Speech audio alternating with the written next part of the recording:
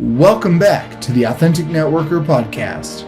Back in December, Richard sat down with Blake Mallon on the Shift podcast, distributed by Direct Selling News. I didn't know anything about vision and self-motivation, but I had my whole future at Foster Farms mapped out. I was raised a pessimist, a cynic. Show me something, I'll show you how it won't work. Right? They talked about what happens when adversity hits, when your vision feels far off, when no starts to sound louder than your why. They got into the real work, how to lead yourself first, how to shift your mindset when it starts working against you, how to stop chasing the hype and start building something that lasts. Here's what'll happen. Your comp plan will get screwed up. Your product shipments will get screwed up. Your leaders above you will quit and they'll go and join some new thing. Your company might go out of business. All this stuff happens. This is all part of the game. Every one of them is a test. And it is a test to see, do you deserve the vision that you hold? If you're tired of surface level strategies and you're ready to go deeper, this is one to lean into. Let's go. Bliss Brooke here. We are live. We sit here today with none other than Mark Victor Hansen, Bob Proctor. This is Kendra Hall, Sonia Stringer, Jeff Canfield, Whit Jones, James Clear, Les Brown. We have an absolutely extraordinary guest on the show with us today, someone who has been shaping the direct selling industry for over 4 decades now. Growing up in Livingston, California, just outside the gates of Foster Farms, he spent his early days chopping chickens and dreaming of middle management until 1977. Made a bold shift to becoming a direct selling entrepreneur. Get this, building a team of over 30,000 sales leaders before the age of 28. Phenomenal pace. 1992, his leadership earned him a spot on the cover of Success magazine, one of the top selling editions in the magazine's 100-year history at the time. He's authored multiple influential books in the category. Mach 2 with Your Hair on Fire, one of the first iconic books, how to get yourself and keep yourself motivated for life. And more recently, the 4-year career. I know we're going to dive into some of the lessons from both of those books in our conversation today, and has shared the stage with legends like Tony Robbins, John Maxwell, Les Brown, even Pitbull. His values, integrity, truth, productivity, growth, fun, and purpose have shaped his career.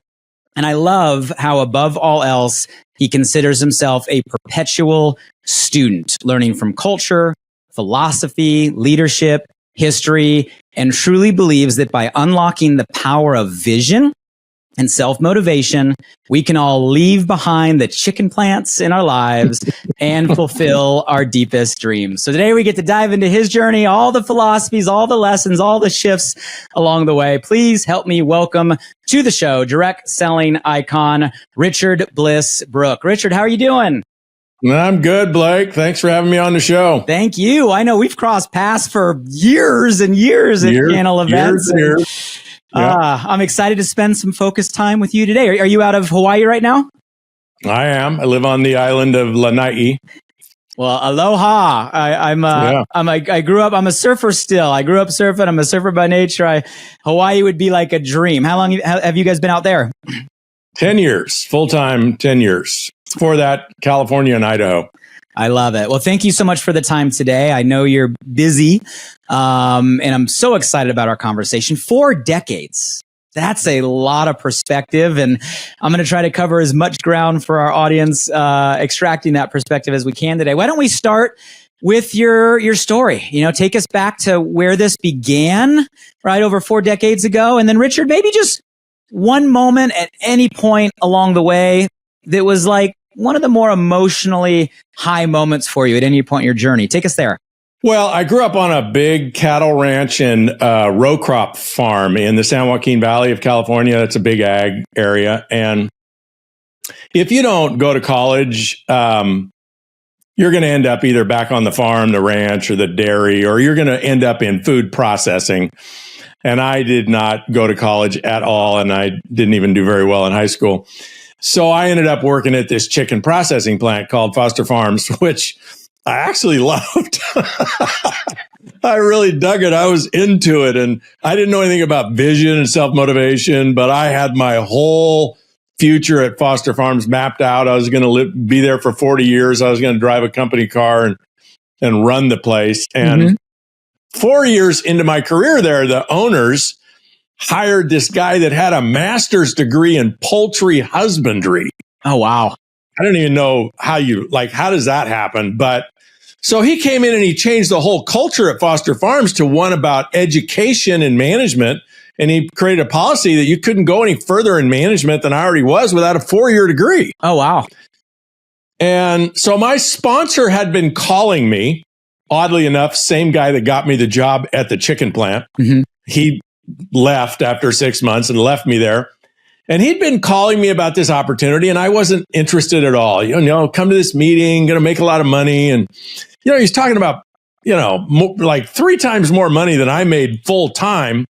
And he was talking about it part-time. I still blew him off because, I tell people, when people say no, it's not that it's rational, but they do oftentimes mean it because the way they see the world, it just doesn't make sense. What didn't make sense to me was business. I didn't know anything about business. Didn't make sense to me to go to a meeting with strangers. I hated strangers. I hated meetings. All that stuff was like weird. If he would have said, hey, come, let's cut some chickens or go hunting or go fishing or stuff, that was right up my alley. But it was out of my comfort zone. So I said, no. Until this guy named Earl Tooker changed the policy at Foster Farms. And then I just happened to go by his house one day and his hair was cut. He was in a 3-piece suit. He was celebrating his first commission check. And so I looked. And I kept looking. I looked and looked and looked. And I just saw so many circles in the next 3 weeks. I was blind with circles. And it didn't make any sense to me. But one day I just said, okay, let's do this. And I dove in. And I wasn't, Blake, actually suited for this type of profession. I was not a people person, definitely not a salesperson, definitely, to ask somebody to buy something, I considered that to be none of my business. And, so I struggled. And then I kind of scored one of the huge upsides of network marketing. I mean, I think it's overlooked. I probably sponsored in 2.5 years, 40, 50, 60 people. None of them did anything. And then I sponsored this guy that did everything. And so, I tell people, say, oh, I'm not a salesperson or I don't have time or I don't this, I don't that, I don't have that. I can't. Well, that's okay. Just find somebody who can, right? And this guy just crushed it. And so, a year later, I go from being the most persistent. That's how they described me in the organization. He's the most persistent, beat his head against the wall guy in the whole company. To a year later, I'm like the best recruiter, the best leader, making the most money, a biggest team, all because of this one guy, which of course empowered me to find a few more. And, I don't know, 4 or 5 years later, I mean, we used to have these big readouts, right? Mine was like 2 feet high, just active sales leaders. And so I don't know, probably the greatest thing that happened to me in that early part of my career is I met a guy. He was like, I don't know, the VP of training or something. And, you have people like this in your life, in your career, Blake. I did not before. The first one, I think, is very meaningful. He's the first person that ever got to me, got to my heart, got to my spirit, got through all the layers of resistance and all the cynicism and skepticism and all the self-protection emotional mechanisms and convinced me that if I had a dream or a vision or something I really, really wanted, that I had the ability to achieve it.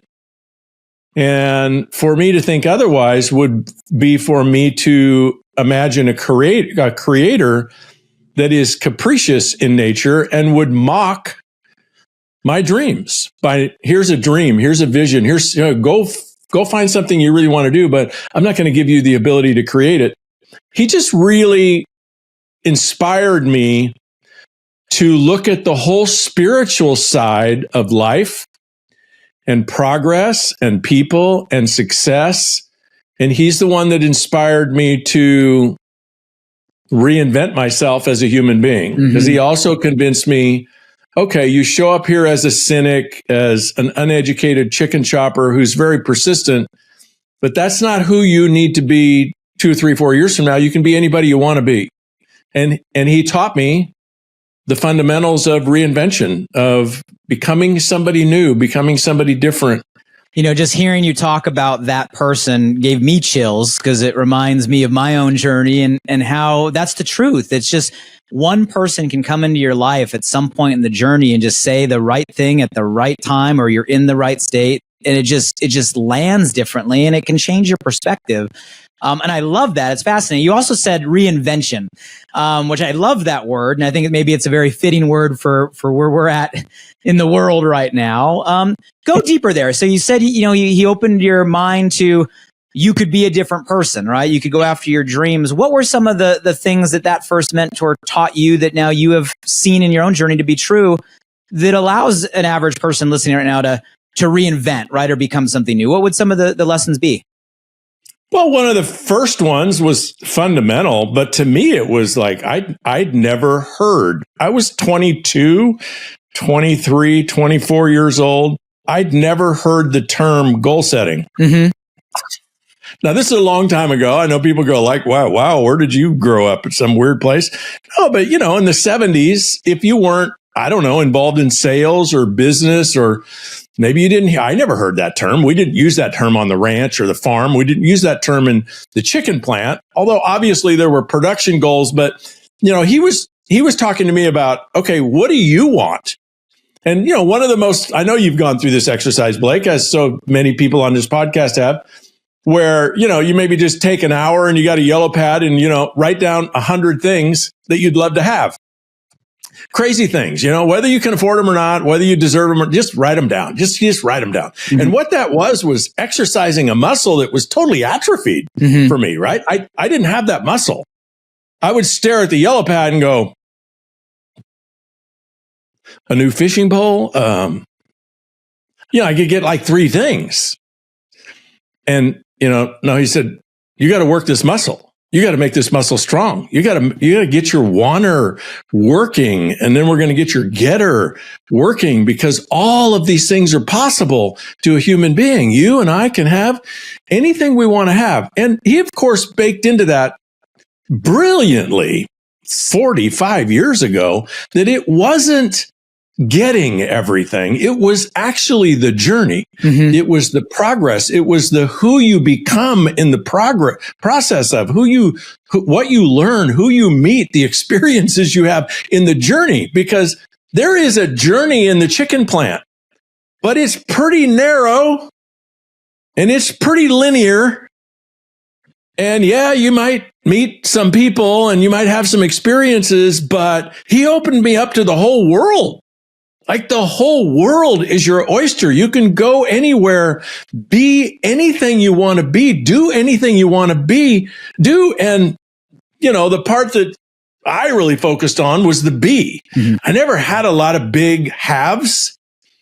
I didn't even have a huge bucket list of to-dos, but I've always had a big list of to-bes. I want to be better. I want to be different. And for probably the two most ones, the low-hanging fruit for me, Blake, was confident and optimistic. Because I was raised a pessimist, a cynic, and, show me something, I'll show you how it won't work, right? And I don't know who said this a long time ago. Somebody, maybe Jim Rohn or somebody said it right. Any idiot can figure out how it won't work, right? Take network marketing, for example. Hey, do you think we could figure out how this won't work? Oh, let's put our heads together and figure out we might be able to do that.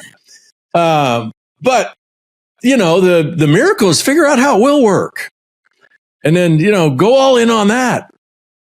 And he just taught me about how to gain confidence without having to actually experience it. You know, the whole process of, he didn't even call it vision and self-motivation back then. There was some visualizing, but it was really just fundamental goal setting and affirmations and believing in yourself. And then, of course, one of the miracles of network marketing, I believe, is you put yourself for a product and an income option. You put yourself in a community of people that are all moving in the same direction, a direction of growth, of bettering their life, of having more fun, more adventures, more abundance, oftentimes better health, depending, if that's the product. And that is such a powerful dynamic, to be amongst a group of people that are vibrating with optimism, right? Because at the chicken plant, everybody pretty much vibrated with pessimism. Like, when's the shift over? When do we get out of here, right? When have you ever been to a network marketing event, like a convention or a Super Saturday or a fireside chat or something, and the group is looking at their watch going, when do we get to go home? Yeah, never. That's not that energy. So that was just a miracle for me that I got addicted to personal growth, and I took it to levels that he never took it to. And that's just been my journey. And of course, along the way, I've done well financially. I've had a lot of fun. I've seen a lot of things. I've had some things. But the greatest part of my journey is who I keep becoming. Sure, everybody can hear you say goal setting, right? And the time and age we are right now, we've all heard that term today, or the power of community, or the things you just gave. But you and I both know there's also a big difference between knowing and actually doing. And maybe 4 decades ago, people didn't know. And today we're almost the opposite problem, is people hear it so much that it goes in one ear and out the other. And they may think they know, but they're not doing it, let alone being it like you're describing. So I think all of us might get a wake up call there, just on going back to some of the basics for our own goals and our own environment. Now, you mentioned optimism and confidence. And I resonated with your optimism because I grew up, my dad was career law enforcement, a cop, so my he's trained. My household was Murphy's Law, like 101. Right. So I think as kids, we either become like our parents or repel from who they are. And I think that nudged me to the optimist side, just because I didn't want to be the Murphy's Law guy. But confidence, like in a time today where self-doubt is probably higher than ever. Imposter syndrome is like a current conversation. All the mental health stuff. Like, what are some pillars you've learned along the way, or you've coached, right, your communities, on where someone can go build a real confidence in themselves in their direct selling journey? Any tips? Yeah, one place I like to point people is to reflect on their life. Any life where today, if I'm talking to somebody and they're feeling down, they're feeling doubtful, they're not confident, they're depressed, they're not optimistic, I can ask them, okay, well, tell me about a time when you've crushed it. Anytime in the last 20, 30, 40, 50 years.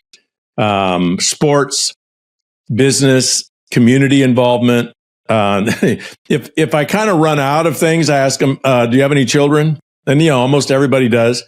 Are they alive? That's kind of a risky question, but most of the time they are. Are they in jail? No. Hey, that's what I call an A game accomplishment, right? You can't raise children without bringing your A game, without overcoming extraordinary obstacles and putting yourself at risk and being vulnerable and just playing full out. You can't do it. And so one of the ways we can gain confidence is we tend to have a lack of confidence when we're looking at doing something we've never done before. And that just makes sense, right? If you've never done it before, well, it's easy to create a story about, I don't know how to do it. What if I fail? What if it doesn't work? Right? But what I like to return people to is I like to ask people, what do you do for a living?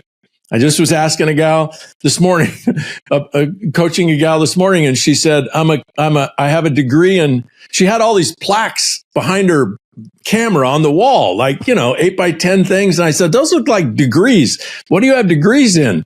And she said, well, I have 5 degrees. One, and she only mentioned 2 of them. She said, chemical engineering and theology. That's pretty wide range, right?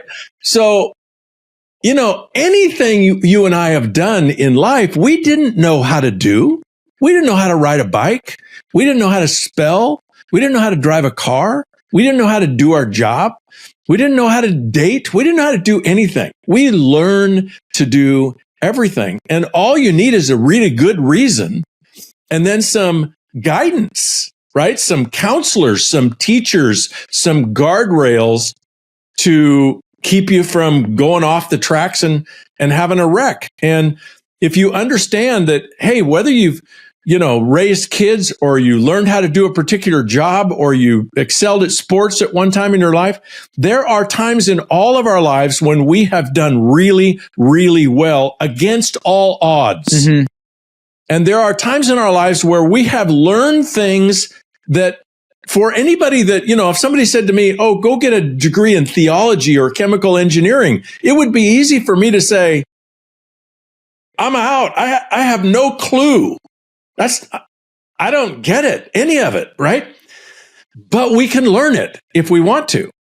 And so a route to confidence is just to go back in our lives and find the wins, because we all have them. Even if right now people are on their lips, they have wins.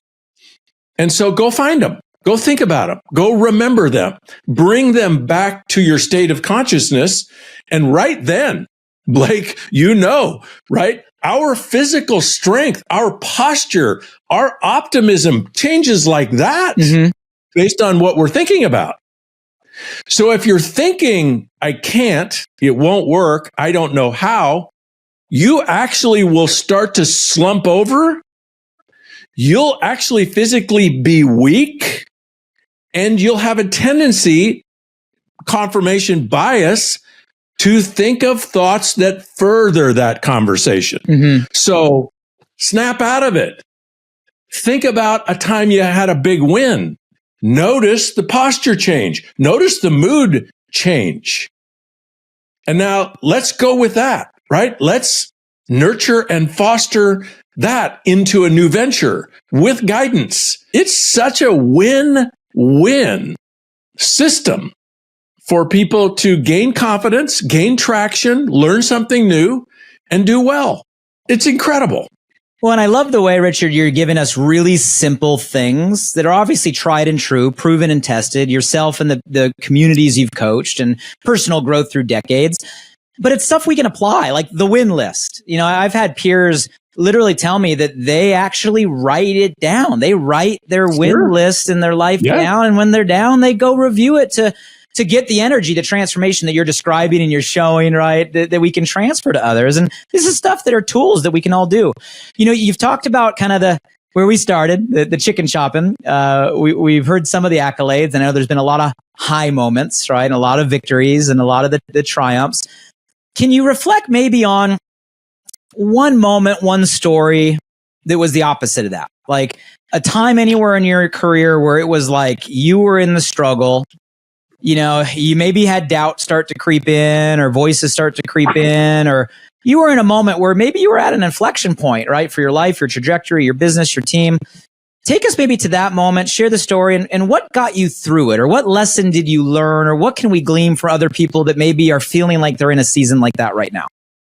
I'll just tell you the earliest one, probably the most profound one. So the mentor I told you about,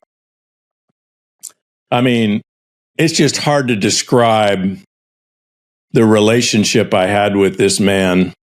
I had later a similar relationship with a woman, coach, leader, confidant, guide. And this wasn't a relationship where we were friends or, we didn't text or, I only saw this guy at events that I attended. And yes, he would say something to me personally in passing or maybe a brief conversation, but I was one of hundreds of people that he touched. And So I was so dependent on his inspiration and guidance that I became, dependent.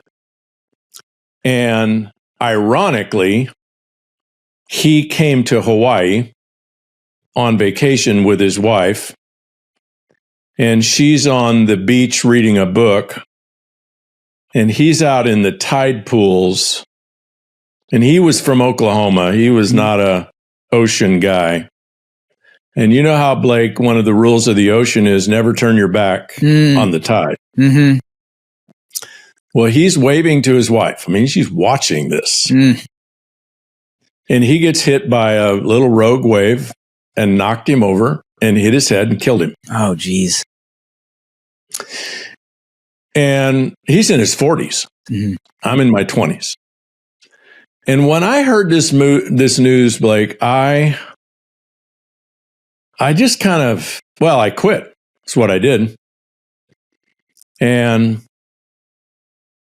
the physical manifestation of quitting was I got in my car and I left the city I was building in, and I started driving home to where I grew up home. Back basically to the chicken plant. Mm-hmm.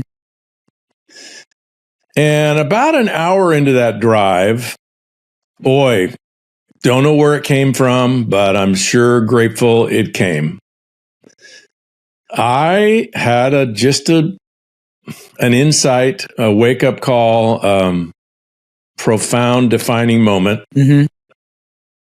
where I noticed that my story was, if he's not there to guide me and coach me, I can't make it. So I quit.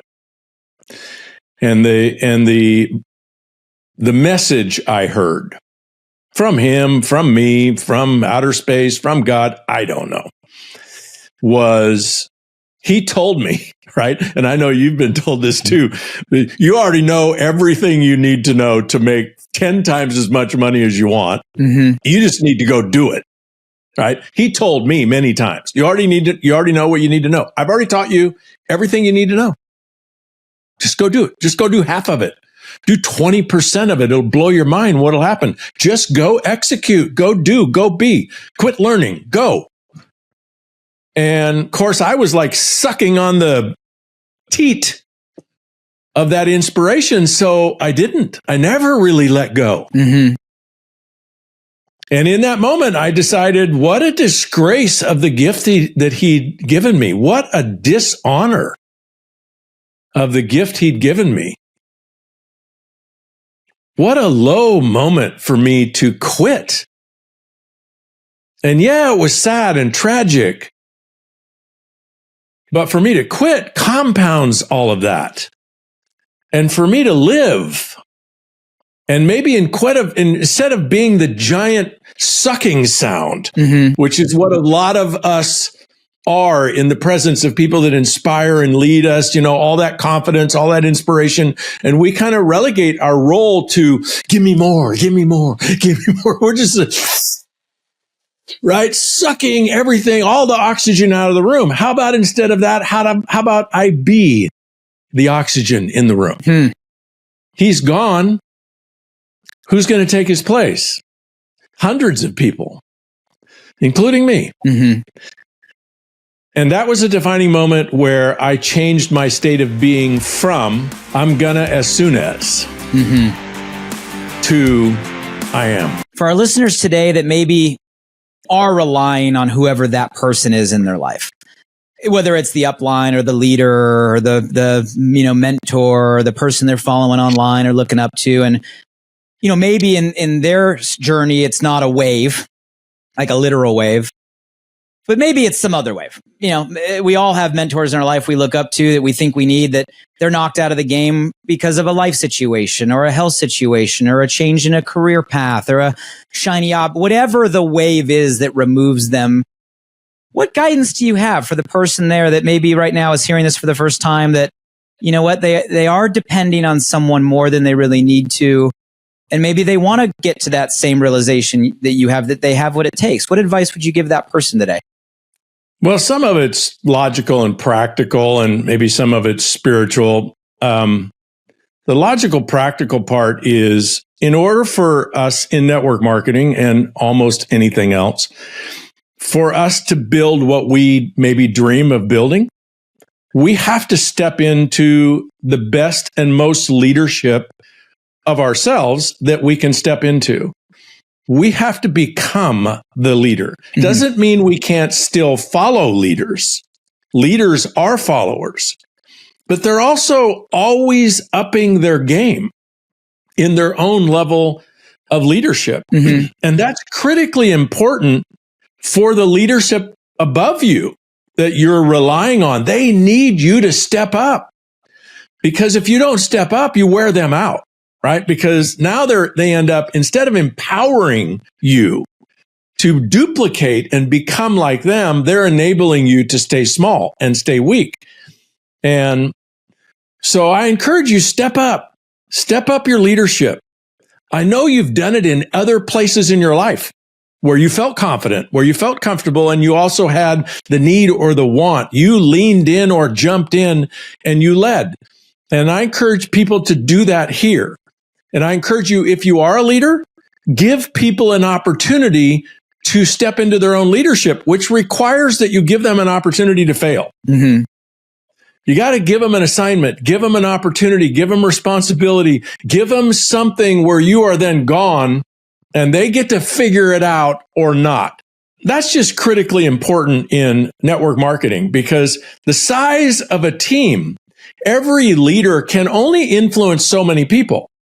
So if you want to build a team of 50,000 people, you need 50 leaders, at least 50 leaders in that team, because you can't lead 50,000 people. You can't have that kind of impact with them. So leadership development is huge.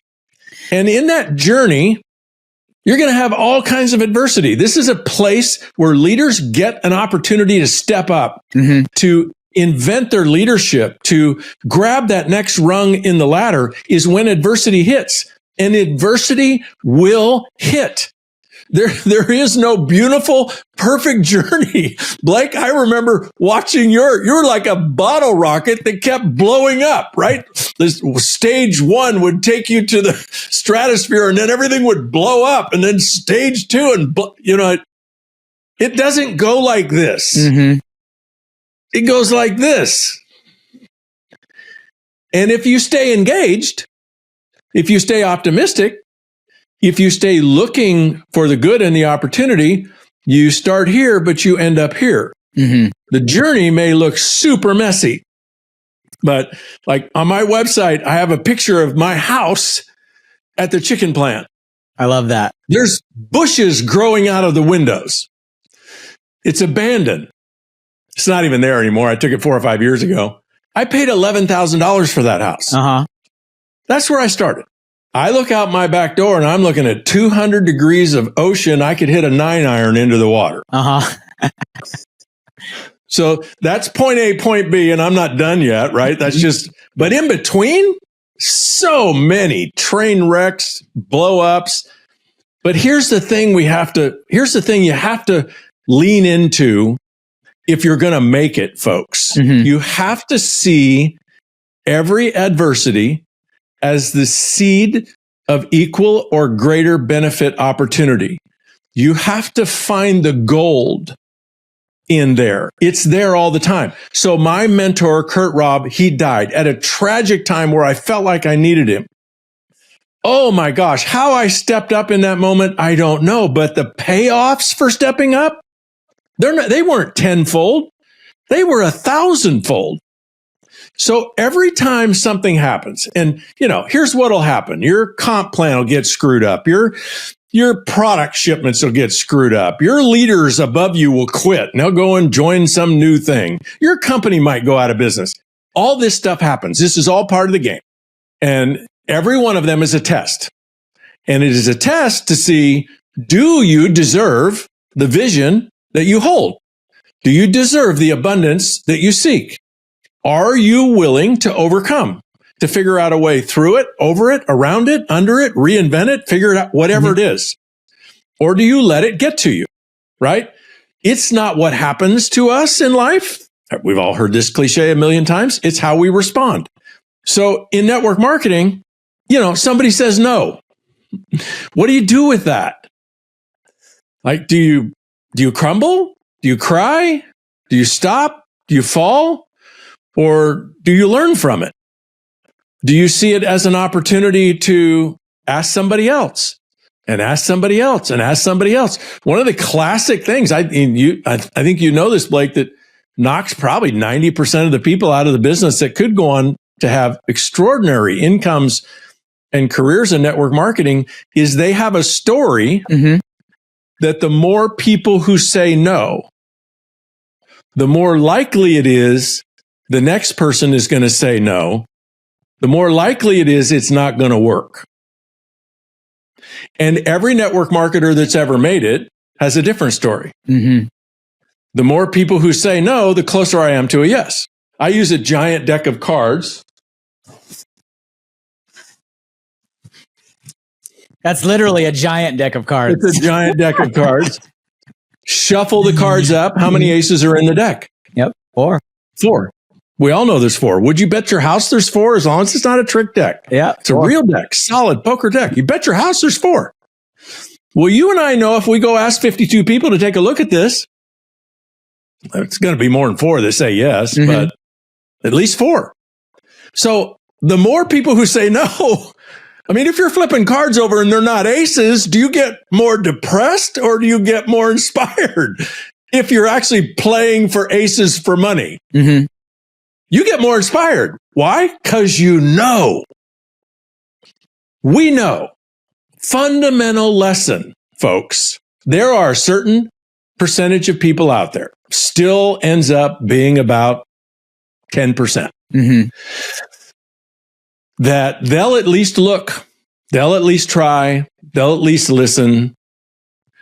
And you don't know if they're the first one you ask or the last one you ask. And you don't know if you actually have to go. It's possible to go through 47 cards before you find an ace.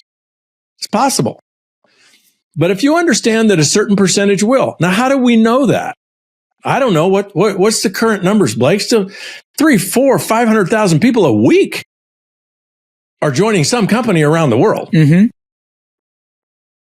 Why? Because we have something people want. We have better health, or at least looking better, right? In most products, we have a community of like-minded people that are supportive. So if you go ask 100 people, hey, would you rather be around people that support you, or would you rather be around people that detract you? Which do you prefer? Which environment feels better? I'd rather be around people that support me. So would you be attracted to a community of people that are like-minded, that were inspirational, that championed you? And so, yeah, that sounds good. For sure. Would you like to be around a group of people that are learning new things? Most people want to be around those kind of people. Would you like to make more money? Well, that's our job, folks, is to build relationships and ask questions and listen and share our truth and our experience so that those 1 out of 10 can see past their stigma, because they all have it. You ask 1,000 people, hey, you want to do one of those party plan things with me? You want to sell a product, and have meetings and, where, I recruit and you recruit and they recruit. You want to do one of those things? Everyone will say no. But yet, here we are. I said no.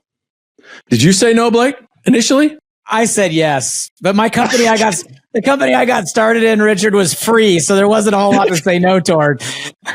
Well, there are a lot of people that say yes, but in this audience, right? If we had a way to track this audience, I like to have everybody assign themselves a number. How many times did you have to be asked before you said yes? I had to be asked 4 times. Everybody has a number. Some people it's 1, some people it's 10. But yet here we are. Even though we didn't want to join one of those things, here we are. Yep. Why? Health, wealth, community, adventure, growth. And if you keep that in mind, folks, and you keep in mind that about 1 out of 10 are going to say yes. So if you want to succeed, what you get paid for is learning from the no's, bouncing from the no's. If you succumb to the no's, the universe is saying you don't deserve the abundance that's available here. I remember very distinctly where I adopted that new story on my relationship to challenge and adversity. And when I look back, I can say, just like you're describing to us, like that one mind shift changed everything when you're going through those highs and those lows. Do you think that belief comes naturally for people? Do you think that they have to learn it? If someone's sitting there going right now, okay, this all sounds great and great, like motivational, personal growth stuff, but like I still get super frustrated when I screw up, mess up, fall down, and feel like I fail. Like, how does someone, if they want to get to the other side of actually making the stuff you're saying a real operating system or a real belief system, how do we get there if we're not there yet? Yeah, it's a great question, Blake. And it's a simple answer. It all sounds mysterious. I remember when Bob Proctor produced The Secret, I was so excited. This is like 20 years ago, the movie The Secret. So I was so excited about all these brilliant people all came together and they're finally going to explain to people how this works, right? Somebody taught me. I just learned it like I learned to cut chickens, like I learned to build fence, like I learned to irrigate, like I learned to clean a gun for hunting, like I learned anything else in life. I just learned it. Somebody taught it to me and I just learned it. It is pretty basic stuff, but you have to want to learn it and you have to have somebody available to teach it, which right now there's millions of people. So Bob Proctor produces this movie, The Secret. I watched the whole thing. I'm just like, okay. I get to the very end. Still no secret. It's still a secret. What's the secret? Where's the answer? What I realized was, they're not telling anybody the secret because they want them to still sign up for the course, right? Okay, I get it. That's the truth. But here's a piece of neuroscience.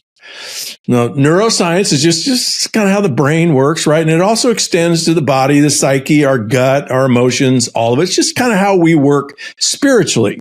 Just a piece. This is just a fact. It's like H2O, if you're studying chemical engineering, I don't know. I'm sure there's some facts about it. I don't know what they are. But here's a fact. To the part of us that moves mountains, that actually accomplishes extraordinary things, which we've all accomplished in our life. To this part of us, however you want to package it up, it cannot tell the difference between a real experience or truth and the same experience vividly imagined. It's the same to the part of us that moves mountains. And the simplest way I can explain this is if you go to a really good movie, don't you know consciously, and our conscious mind, folks, all it's designed to do is keep us from getting killed. Don't walk across a busy street. Don't put your hand on a hot stove. Here's the answers to the driver's test. Learn them if you want to learn how to drive. Here's how you get a job. Here's how you keep a job. Don't show up late. Check the boxes. Do what they tell you to do. Don't swear at your boss.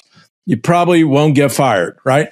The conscious mind is really valuable. It gets us through life, but it does not produce any quantum leaps. It's just a linear get by kind of deal. The more information you feed it, the more it can do, right? It's kind of like a cheap computer. The rest of us think about it as like AI supercomputer. It's like a million computers all wired together. It can produce miracles. That part of us cannot tell that a movie is just a movie, right? How do we know this? Well, this is maybe sexist, but if you go to the movie with your girlfriend or your wife and it's a scary movie, right? Doesn't she like grip your arm and say, oh my gosh, Blake, how come she doesn't see him? Oh, she needs to run. And what I tell Kimmy is, because the script says don't see him. Uh-huh. We know it's fake. Mm-hmm. But this part of us doesn't know. We cry when people die in movies that aren't supposed to die. Mm-hmm. We're afraid when the scene is designed to make us afraid. We are inspired when the script says somebody overcame extraordinary odds. We feel how the movie asks us to feel, as though it's really happening. It's just proof positive of this little piece of neuroscience. So how do we use it? Well, you take whoever you want to be. Take whatever you want to do, wherever you want to go, whatever you want your future to look like, write about it. Write about it, gather photos about it, gather video clips about it, gather music about it, gather soundtrack, gather dialogue, what people are saying to people, and make yourself a little movie of the future. I know this sounds, to some people, hokey. But, we've all seen great examples. I just showed one yesterday. Jim Carrey, like 15 years before he made any money doing movies, wrote himself a check for $20 million. Yep. And carried it around in his wallet. And then, I don't know, what is it? Stupid Pet Tricks or Pet Detective, maybe? I think it was Dumb and Dumber. Dumb and Dumber, $20 million. And, there's a zillion, examples of that. I just watched a little video clip about Tom Brady the other day, talking about, the dreams he had and, how he just kept visualizing this and manifesting them. So that's a simple process. Yep.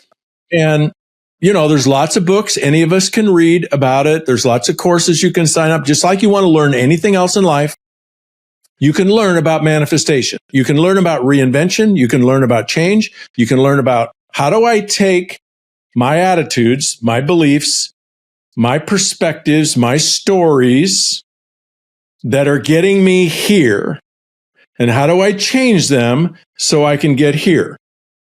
There is a very specific process for doing it. I'm not saying it's easy, but anybody can do it. And all the people in the world that are manifesting change are doing it consciously or unconsciously. Real question. Does it feel like what's going on right now is a rate of change that feels different? Or in your experience, looking at all the different windows of change and shift, does it all kind of feel the same? I'm just curious, after watching this evolution, right, in the world as a direct selling entrepreneur, with how you're seeing where we're at right now and what it feels like for you. I mean, it's phases, right? So we're coming out of the social media phase and we're moving into the AI phase. And they're all real and they're all significant and they all play a huge role, and we better learn them, right? My number one mantra to all the businesses I work with is you need to have a full-time AI expert on staff, like CAIO, if that's how you would say it, Chief Artificial Intelligence Officer. It's that important. Just like social media was that important. It changes some strategy. It's strategy that we have to adopt, but it doesn't change the basic game. So you and I, Blake, have been around long enough to remember, well, maybe you have not, but the first one I remember that was like, oh my gosh, how do we handle this? I don't know enough about this. How do I learn this? If I don't learn this, I'm going to get crushed in the business, was Facts on Demand. Okay. Do you know what Facts on Demand? I remember. I do remember. And I'm actually old enough, Richard. When I got started, I was fax. I had to buy a fax machine to turn in my orders. I do recall. I got some gray hair here. Yeah. What was Facts on Demand? Well, you bought a list of like thousands and thousands and thousands of fax numbers, and you faxed your pitch as a flyer to all those prospects. Their machines were just blowing up with pitches from network marketing companies. And guess what? It worked. And then there was the cassette tape phase where people would buy 100,000 cassette tapes that had a story on it, and they would mail them to people. by the hundreds of thousands. Crazy. It worked. Then there was VHS tapes by the hundreds of thousands, right? There's copies, of the Success from Home. People would buy 200,000 copies of that. There's social media. There's AI. It's always something. But here's what doesn't change. There's 3 things that you have to do to be successful in network marketing as fundamentals. And they're so easy, anybody could do them. And if we ever lose sight of those, because we're so caught up in what's new and what's changing, is we just lose sight of the fundamentals. One is you have to be an authentic, raving fan of a product. It does not work here to drive your Mercedes because you love Mercedes onto the back lot of the BMW dealership you work at and walk out and sell BMWs. You can't do that here. You either are an authentic raving fan of that product or you're not. There's just no way to fake it. There's no amount of money that can influence it. To the degree it becomes transactional, like, oh, well, I'm recommending this product because there's so much money in it. It just won't work. Not in what we do, because the core of what we do is word of mouth marketing. Still the most trusted form of marketing on the planet is word of mouth. What does that mean? Somebody I know told me I ought to try it, recommended it. And it's the authenticity of that recommendation that has the most influence. Because I know if my friend is, just doing it for transactional purposes doesn't have much influence. But I know if they actually use the product and they love the product, which I can tell from the story. If the story is real, if it's granular, if it's emotional, if it's full of rich detail because it actually happened, it's influential. So first, we have to be an authentic raving fan of a product, whether we ever promote it or not. 2, we have to actually recommend the product to other people. I would put that as a category of sales. Now, maybe you do that on social media. Maybe you do that when people are talking about a certain problem they have and you just say, hey, have you ever tried this? Here's what it did for me. It's a recommendation. Now, maybe you want to be more overt and you want to set up a kiosk somewhere. People can do whatever they want, but it's not your product selling in network marketing that is going to build your empire. And this is where I suppose, Blake, I'm controversial. Maybe I'm old school. Call it whatever you want. But empires are built in network marketing from a product that inspires people matched with an income option that inspires people. If we're not promoting the income option, and the income option in network marketing is very precise. I know a lot of people won't agree with me and they don't want it to be this way. But this is why you and I built. Build it once, get paid forever. That's how I say it. What does that mean? That means you build it so deep and so big with such a legacy, profound product that people are buying that product forever. And the third fundamental thing that builds that empire, besides promoting the product, is we have to ask people if they're willing to look at what we're doing. We don't have to ask them to do it. We don't have to ask them to like it. We don't have to ask them to understand it. But we do have to ask them to look. Whether it's at a video or, some kind of event or something that shows them, hey, if you love this product, here's what can be done with it as an income option. 3 fundamental things. Raving fan of the product, recommend and promote the product, recommend and promote the income option. It doesn't matter if it's the social media craze, AI craze. I think people need to stay focused on what we're doing. Learn all the new strategies so that you can stay competitive and keep your edge, but don't lose your mind. And I think a lot of companies and a lot of people are losing their minds today, and they're not keeping the main thing the main thing. Richard, I love how you keep bringing us back to the timeless principles that are true today, right? 100 years later in this channel, and they'll still be true 100 years from now in this channel as They will. technology evolves and, shift and change and strategies adjust and all the things that we got to stay current on and want to leverage and use, right? The tools we have today that are efficient. But the things you're giving us, they are the foundation, they are the core. And if we stay, true to them, they're going to work, right? In today's environment, regardless of the journey everybody's on. And I also love you're giving us the principles, but in your storytelling, you're also giving us amazing language, like real great messaging, questions on how to articulate. So I hope all of you guys are listening and capturing all of that. I love the authenticity of your recommendation equals the influence. I mean, that alone, just full stop. Like, are we being authentic in what we are recommending today? And the influence that we have is going to start there. But I do agree with the product recommendation and the income options. Can we do just like a really quick rapid fire round? I'm going to hit you with like 3 questions I asked most guests, and you can just answer in like one word or a few words. First thing that comes to mind. Is that okay? Sure. Okay. So these are just for my own fascination, Richard. So shift, right?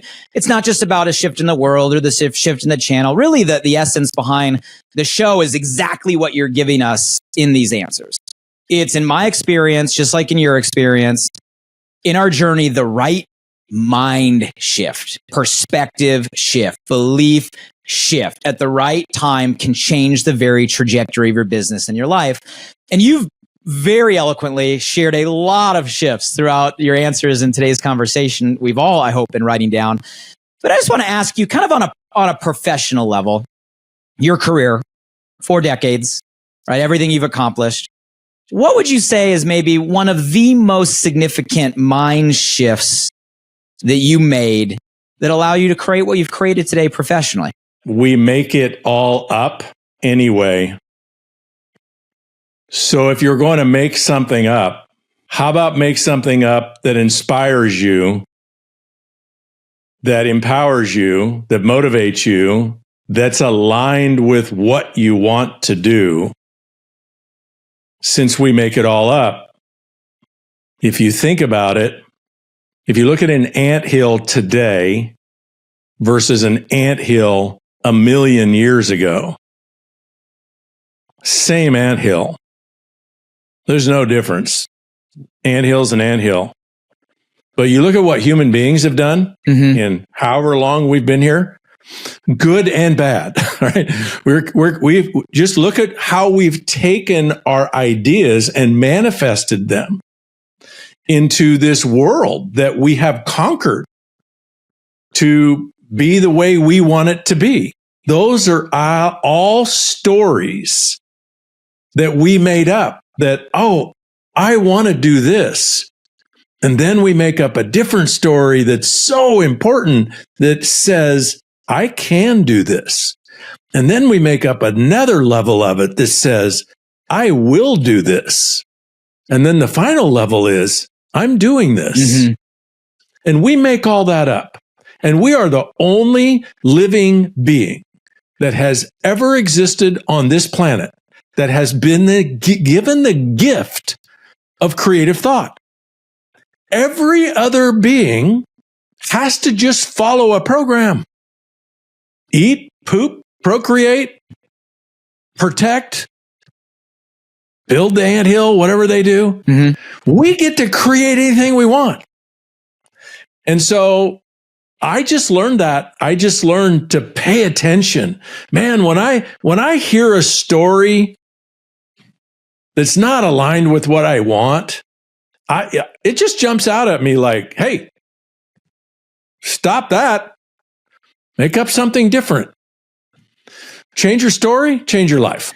Beautifully put. So same question on your personal journey. So business aside, direct selling aside, what's been one of the most significant mind shifts that has allowed you to become the person you are today? I think in our formative years, something happens. I call it the little circle. Something happens. Parents say something, parents do something, the world does something. When we're like prenatal, 1, 2, 3, 4, 5, 6 years old, we're just sort of trying to figure it all out. and we don't understand why people do things. We don't understand any rationale for it.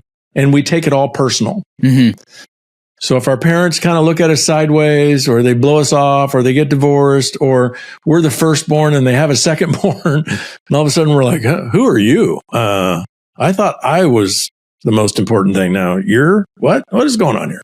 We tend to make up in those formative years a story that we're not enough, that we're not okay.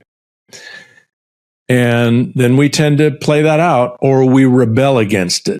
Rebelling against it just looks like I'm trying to prove my whole life that I am okay, because I have the thought that I'm not. And what has given me the most peace and transformation and personal power is creating and managing a story that I keep in that childhood place, that I'm enough and I am loved and I'm good to go. It's beautiful. And for everybody listening, you are enough, you are loved, and you are good to go, and you are okay, regardless of the story you're telling yourself right now. And thank you, Richard, for bringing us there. And the last kind of rapid fire, and then we'll kind of round out with some closing thoughts. And this is more vision, right? So one of the things I love about the partnership with DSN is it really is a platform that can reach the channel. You know, and this conversation right here, if everybody listening to this wanted to go share this conversation with everyone they're connected with in the direct selling journey, we could reach, millions and millions, if not tens of millions of people. So my question, Richard, is let's just pretend for a minute you had the superpower to snap your fingers and you could give every single distributor, entrepreneur, consultant, affiliate, whatever term we call ourselves, and every company brand in every continent around the world, a single belief shift. What gift would you give them right now? It's repeating something I've already said, but if you have the idea for what I would call, what Napoleon Hill called a worthy ideal. Not the crazy, weird thoughts that we have, but a worthy ambition. Like you want to be something, you want to do something, you want to have something. And it's a worthy ideal. It's not harming other people to get it. The belief that you have the ability, it's innate. It's right there. It's right in front of you. You have the ability to get it. And if you had that belief, and I propose that you can get that belief, it's just a story. There is a process for learning to convert that story into a belief, into faith, into knowing, having it be in your body, just like there's 4 aces in every deck. When you know that if you have an ambition, you have a vision, you have a thought, you have an idea, I'd really love to do this. You have the ability. You may not know how. That doesn't matter. Somebody knows how. In fact, now you could just type it in, right? How do I do this? Boom. It's right there in living color and all the detail you need. The how doesn't matter. The why, yeah, that matters to you. But the yes, you can, that's the one you need to master. And you can. So good. I love it. Well, this has already been such a insightful conversation. I don't care where you're at in your journey. If you're listening to this or watching this right now, there's more than many things that you just got from Richard in this conversation that I know are going to accelerate you on your journey, not just professionally, but personally as a human being and as a leader. I hope some of you make that win list, start working on your confidence, right? Have that in your back pocket when you want to create the energy that Richard was describing. I really hope you heard Richard's conversation on how we can redefine our own relationship with adversity, the struggle, that stuff, right? So we can use it to fuel us on who we're becoming, that journey conversation. I love the story about the wave. And, may none of us have to be put in the situation that Richard shared for us to realize that you have what it takes. You don't need to be dependent on somebody else. You can become that leader. You have what you need to take your next step, and surround yourself with conversations like this is doing the right thing to push you in that direction. And at the end of the day, I love the visual of, hey, 52 cards in that giant deck. You go through the numbers, you're going to find the aces. And it always comes back to the core principles that Richard has been giving us along with the messaging. So Richard, it's been so much among everything we covered. Is there anything else before we round out that you have on your mind or have on your heart you want to close out with before we round out today's conversation? I would just say, Blake, and thank you for the opportunity. I would just say that network marketing can be challenging from a story standpoint, but the actual work that results in success, any of us can do. We can do it in 15 minutes a day. In 15 minutes a day, you can get in momentum building a team. Mm-hmm. It's not hard. It's just you got to get your story straight and your mind right. And you can do that. And there's lots of guides in our profession that can help you do that. And I just don't know another place where I'll call it the common person. The common person didn't inherit. You're not starting with a couple of $1 million. You don't maybe have an Ivy League education and all those connections. You're just a common person. How do you build a wall, a financial fortress around your family? And folks, it doesn't matter what side of the spectrum you're on politically or economically. We're in for some, crazy rides in the future. There's a lot of things that can threaten your financial well-being, your personal well-being, your health, the security of your family. And one of the most important things you can do is to build that fortress. Because if you're vulnerable financially, if you're dependent financially on a job or a something, you can get hurt. Your kids can get hurt. Your family can get hurt. Your generational growth as a lineage can get stunted. And yet you could be the person. You could be the parents that build that financial fortress around your family so you have generational wealth. And we're not talking about rich, right? Could you imagine how your life would be different if you started, let's say you started at age 20 or 25 or 30, and somehow you had an extra $2,000 or $3,000 a month coming in every month, no matter what, from a totally separate source? Could you imagine how your life would be different? How your choices would be different? How your growth would be different? How your experience your peace? This is the greatest opportunity on the planet. And all you got to do is find a product you love, find a company you respect and trust, and then find it in your own heart to deserve it, to go for it, to just start flipping over cards. And every person who tells you a story about why they can't, just smile, embrace it, learn from it, and say, yes, next one, better chance of being an ace. And just keep going till you find the aces. And man, when you find the aces, I know this is something you and I share, Blake, right? When you happen to share this with somebody and they go, oh my gosh, where have you been all my life? Where's this been all my life? You saved my life with this opportunity and these products, and they actually go do something with it. You can't buy that. You can't pay for that. Well, Richard, this has been an absolute treat. I remember being a young entrepreneur, reading Mach 2 with your hair on fire and the impact it had. You mentioned the cassette tape era. I'm pretty sure I got some Richard Bliss Brooke cassette tapes in a plastic folder somewhere.